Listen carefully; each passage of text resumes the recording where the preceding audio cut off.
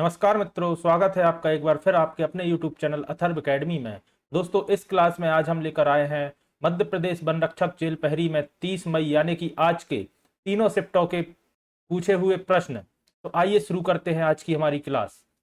प्रश्न पूछा गया था, किस भारतीय राज्य ने 10 नवंबर 2022 को बाजरा दिवस के रूप में मनाया? तो दोस्तों, उड़ीसा राज्य ने 10 नवंबर 2022 को बाजरा दिवस के रूप में मनाया था।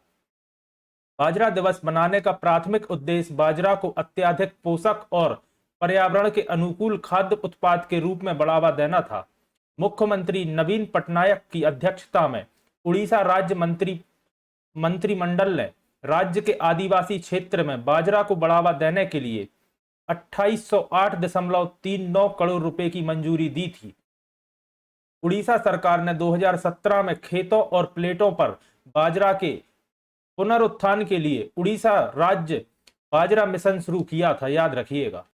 फिर प्रश्न पूछा गया था, मध्य प्रदेश में रानगिर हरसिद्धि मंदिर कहां पर स्थित है? तो दोस्तों, यह मध्य प्रदेश के सागर में स्थित है।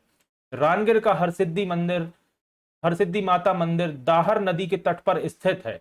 हरसिद्धि माता मंदिर में प्रतिवर्ष चैत्र के महीने में नवरात्रि के पर्व पर मेले का आयोजन किया जाता है। यह मंदिर देश के 64 शक्ति पीठों में से एक है, याद रखिएगा। अगला प्रश्न पूछा गया था, मध्य प्रदेश का सबसे पूर्वी जिला कौन सा है? तो याद रखिएगा, सिंगरौली जिला मध्य प्रदेश का सबसे पूर्वी जिला है। पूर्वी जिला सिंगरौली है, पश्चिमी जिला अलीराजपुर है, उत्तरी जिला मुरैना है एवं दक्षिणी जिला बुरहानपुर है। तो याद रखिएगा, पूर्वी जिला सिंगरौली, पश्चिमी जिला अलीराजपुर, उत्तरी जिला मुरैना और दक्षिणी जिला बुरहानपुर। बुरहानपुर को ही दोस्तों दक्षिण की कुंजी या दक्षिण भारत का प्रवेश द्वार भी कहा जाता है, याद रखिएगा। अगला प्रश्न पूछा गया था, मध्य प्रदेश में डॉक्टर भीमराव अंबेडकर अभ्यारण्य कहाँ स्थित है?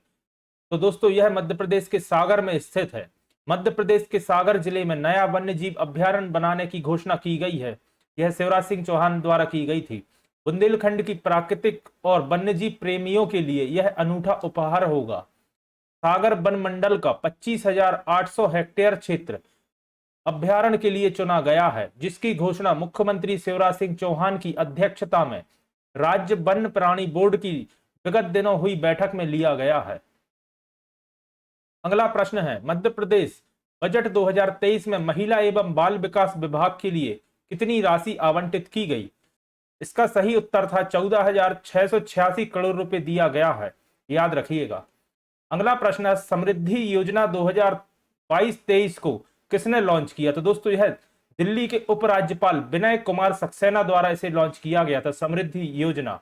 और दोस्तों, इस योजना के तहत दिल्ली की अवैध कॉलोनियों का टैक्स माफ किया गया था, याद रखिएगा। अगला प्रश्न था, निम्नलिखित में से किस स्थान पर भारत के प्रथम नगरपालिका की स्थापना की गई थी?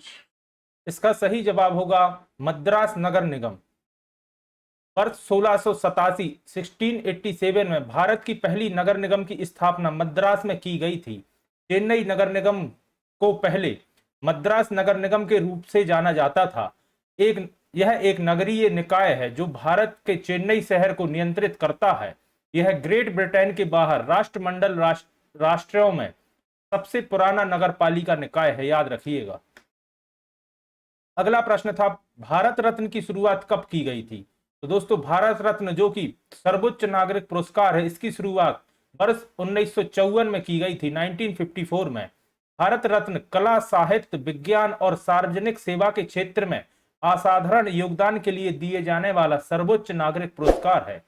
खान अब्दुल गफ्फार खान ऐसे पहले विदेशी नागरिक थे जिन्हें वर्ष 1987 में इस पुरस्कार से सम्मानित किया गया था। दोस्तों, यह पॉइंट याद रखिएगा, काफी महत्वपूर्ण है। अगला प्रश्न है, भारतीय रिजर्व बैंक का गठन किस अधिनियम के तहत किया गया था? तो दोस्तों, भारतीय रिजर्व बैंक अधिनियम 1934 के तहत किया गया था, आरबीआई का गठन। भारतीय रिजर्व बैंक की स्थापना 1 अप्रैल 1935 को भारतीय रिजर्व बैंक अधिनियम 1934 के प्रावधानों के अनुसार की गई थी। अगला प्रश्न था, इंस्पायर योजना के तहत 2022 में कितने छात्रों को केंद्रीय विकास, यहां मिसप्रिंट थोड़ी सी, प्रौद्योगिकी मंत्रालय से वित्तीय सहायता मिली है? तो दोस्तों, 53,021 छात्रों को यह सहायता दी गई है।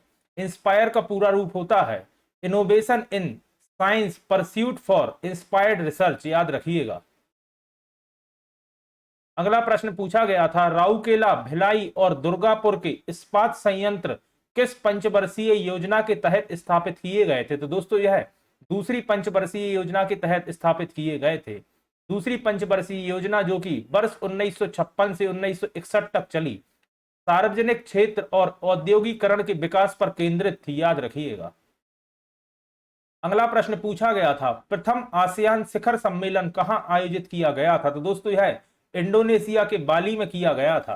पहला आसियान शिखर सम्मेलन फरवरी 1976 में इंडोनेशिया के बाली में आयोजित किया गया था। प्रतिवर्ष 8 अगस्त को आसियान दिवस के रूप में मनाया जाता है, याद रखिएगा। अगला प्रश्न था, 1949 में सुभाष चंद्र बोस के इस्तीफा देने के तुरंत बाद भारतीय राष्ट्रीय कांग्रेस के अध्यक्ष के रूप में किसे नियुक्त किया गया था? तो दोस्तों डॉक्टर राजेंद्र प्रसाद को नियुक्त किया गया था भारतीय राष्ट्रीय कांग्रेस के अध्यक्ष के रूप में। और सुभाष चंद्र बोस ने 1949 में इस्तीफा दिया था, यह पॉइंट भी दोस्तों याद रखिएगा। सुभाष चंद्र बोस को 1938 में गांधी जी के पसंदीदा उम्मीदवार पट्टाभी सीतारमैया के खिलाफ अध्यक्ष चुना गया था। 1939 में सुभाष चंद्र बोस के इस्तीफा देने के बाद राजेंद्र प्रसाद को कांग्रेस के अध्यक्ष के रूप में नियुक्त किया गया था, याद रखिएगा। और यह दोस्तों मध्य प्रदेश के जबलपुर में हुआ था, यह भी याद रखिएगा। अगला प्रश्न था, प्राकृतिक गैस संबंधित समिति कौन सी है? तो दोस्तों किरीट पारिक समिति प्राकृतिक गैस संबंधी समिति है, याद रखिएगा। अगला प्रश्न था, केशवराव कृष्णराव दाती किस क्षेत्र से संबंधित है? तो दोस्तों यह एक कार्डियोलॉजिस्ट थे, हृदय रोग वैज्ञानिक थे, याद रखिएगा। अगला प्रश्न था, ग्रीनविच में जब सूर्य अपने चरम पर होता है तो क्या होता है? तो उस समय दोस्तों दोपहर का समय होता है, याद रखिएगा। अगला प्रश्न था, संविधान की प्रस्तावना किस देश से ली गई थी? तो दोस्तों यह अमेरिका से ली गई थी संविधान की प्रस्तावना। अगला प्रश्न था, बुकर प्राइज 2022 किसे मिला? तो दोस्तों गीतांजलि श्री को बुकर प्राइज 2022 मिला है।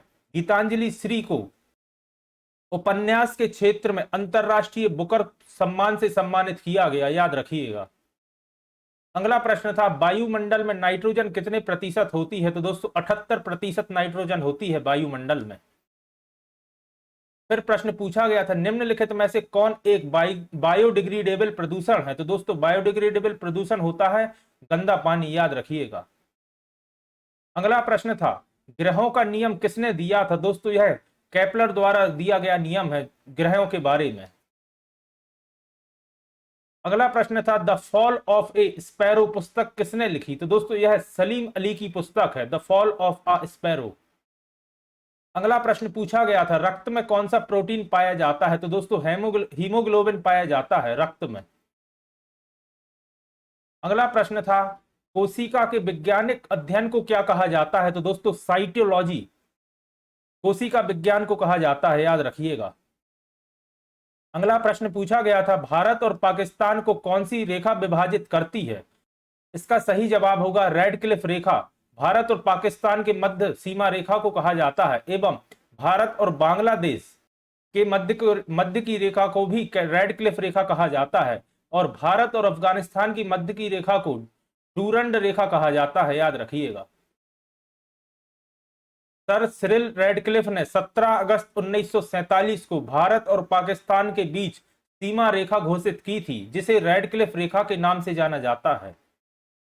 अगला प्रश्न पूछा गया था, पानीपत का प्रथम युद्ध किसके बीच हुआ था? तो दोस्तों यह बाबर एवं दिल्ली के सुल्तान इब्राहिम लोधी के मध्य हुआ था। दोस्तों यह वाला प्रश्न मैंने अपनी कल की प्रैक्टिस सेट नंबर 15 वाली क्लास में डिस्कस किया था, याद रखिएगा।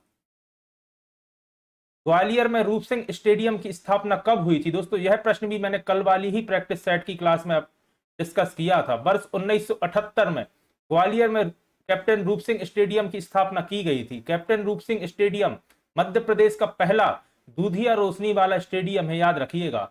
एक बार दोस्तों आप मेरी प्रैक्टिस सेट वाली क्लास जरूर देखिएगा, आपको उसमें से एज इट इज प्रश्न आपके एग्जाम में देखने को मिल रहे हैं। अगला प्रश्न था, जॉर्ज कैसल महल कब बनाया गया था? तो दोस्तों इसका निर्माण वर्ष 1911 में ग्वालियर के तत्कालीन सिंधिया राजा द्वारा किया गया था। यह महल 1911 में ग्वालियर के तत्कालीन सिंधिया शासक द्वारा इंग्लैंड के राजा जॉर्ज पंचम के रात भर ठहरने के लिए शिवपुरी में बनाया गया था, जो कि बाघ का शिकार करने के लिए भारत दौरे पर थे। इंग्लैंड के राजा जॉर्ज पंचम। जॉर्ज कैसल माधव राष्ट्रीय उद्यान में स्थित है, यह भी याद रखिएगा। अगला प्रश्न पूछा गया था, ताज महोत्सव कब आयोजित किया जाता है? तो दोस्तों प्रति वर्ष 18 से 27 फरवरी के बीच ताज महोत्सव का आयोजन किया जाता है आगरा, उत्तर प्रदेश में। अगला प्रश्न पूछा गया था, संविधान सभा की बैठक कब हुई थी? तो दोस्तों यह प्रश्न रिपीट हुआ है और वर्ष 9 दिसंबर 1946 को संविधान सभा की पहली बैठक आयोजित हुई थी, याद रखिएगा। फिर पूछा गया था, सत्यम का पूर्ण रूप क्या है? तो सत्यम का पूर्ण रूप होता है science and technology of yoga and meditation, याद रखिएगा।